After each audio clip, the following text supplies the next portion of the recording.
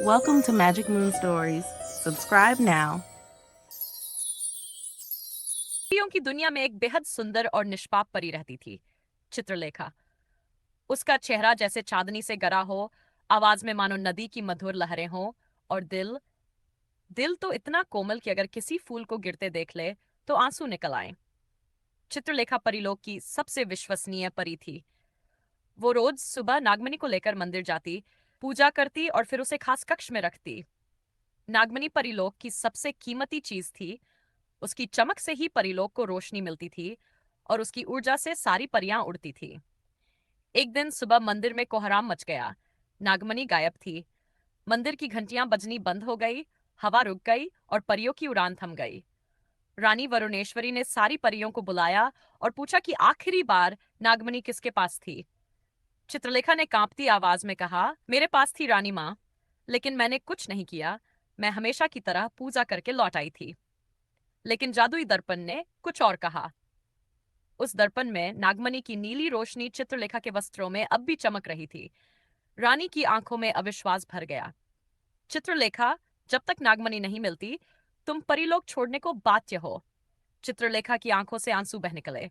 उसने कहा, मैं निर्दोष हूं, लेकिन आप चाहे तो मुझे परीलोक से निकाल सकती हैं, पर मेरी सच्चाई एक दिन खुद बोलेगी। उसे बिना पंख के, बिना जादू के धरती पर भेज दिया गया। एक परी जिसने कभी जमीन पर कदम भी नहीं रखा था, अब वहीं गिर पड़ी थी। उसने झील के किनारे अपना ठिकाना बनाया और हर रोज एक ही सवाल से जूझती, क्या उसका सच कभी सामने आएगा। एक दिन झील के पास बैठे बैठे उसे एक सरसराहट सुनाई दी। उसने मुड़कर देखा। एक नागिन इंसानी रूप में खड़ी थी। उसका नाम सुरसा था। उसने कहा, मैं जानती हूं कि तुम निर्दोष हो, चित्रलेखा। चित्रलेखा ने पूछा, तुम्हें कैसे पता? सुरसा ने गहरी सांस ली। क्योंकि मैं जानती हूं असली चोर कौन है, और मुझे तुम्हारी मदद चाहिए ताकि उसे बेनकाब कर सकूं। चित्रलेखा ने उम्मीद से उसकी ओर देखा। सुरसा ने बताया कि नागमणि अब नागलोक के पुराने खंडहर मंदिर में छुपाई गई है, लेकिन उस मंदिर में कोई जीव जिंदा वापस नहीं आता। चित्रलेखा ने बिना कुछ सोचे कहा, अगर वहां मेरा सच छुपा है तो मैं जाने को तैयार हूं। दोनों मंदिर पहुंचे। चित्रलेखा ने जैसे ही मंदिर में कदम रखा, हवा भारी हो गई। दीवारों पर पुराने नाग चिन्ह चमकने लगे। मंदिर के भीतर एक चित्र था जिसमें एक परी और एक नागिन नागमणि को पकड़ते दिखाए गए थे। लेकिन जैसे ही उसने ध्यान से देखा, वो परी वही चित्रलेखा थी। और नागिन, वो थी सुरसा। चित्रलेखा जैसे ही पलटी, पीछे सुरसा खड़ी थी, अब असली नागिन रूप में। उसकी आंखें अब धूर्तता से भरी थीं। उसने कहा, मैंने ही चुराई थी नागमणि, और तुम्हारा नाम इसलिए लिया ताकि पूरा परिलोक परियों से घृणा करने लगे। तुम्हारा विश्वास ही तुम्हारी सबसे बड़ी कमजोरी है, चित्रलेखा। चित्रलेखा कुछ बोलती उससे पहले सुरसा ने उस पर हमला कर दिया। बिना जादू के चित्रलेखा लड़ नहीं सकती थी, लेकिन उसने अपनी आत्मा की गहराई से प्रार्थना की, हे देवता, अगर मेरा दिल सच में शुद्ध है तो मुझे बस एक बार शक्ति दीजिए ताकि मैं सच को उजागर कर सकूं। जैसे ही उसने ये कहा, मंदिर के बीच स्थित यजंजकुंड से नीली आग उठी और चित्रलेखा के शरीर में समा गई। वो जमीन से ऊपर उठी, उसके पंख वापस आ गए, उसका चेहरा चमकने लगा और उसके हाथों में स्वर्ण त्रिशूल आ गया। अब वो परी नहीं, सच्चाई की देवी बन चुकी थी। उसने सुरसा को चेतावनी दी, अब भी रुक जाओ सुरसा, अभी भी तुम्हें क्षमा मिल सकती है। लेकिन सुरसा ने जहर उगलते हुए कहा, या तो मैं रहूंगी या तुम।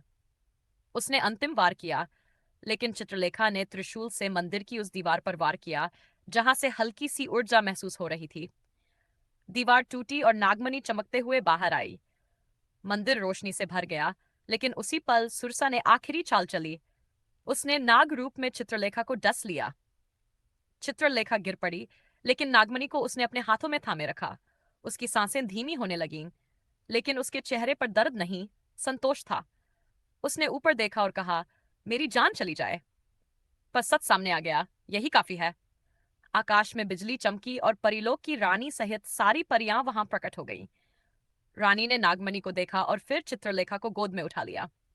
माफ कर दो बेटी, हमने तुम पर शक किया।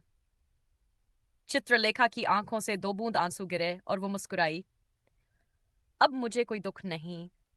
और उसने अपने प्राण त्याग दिए।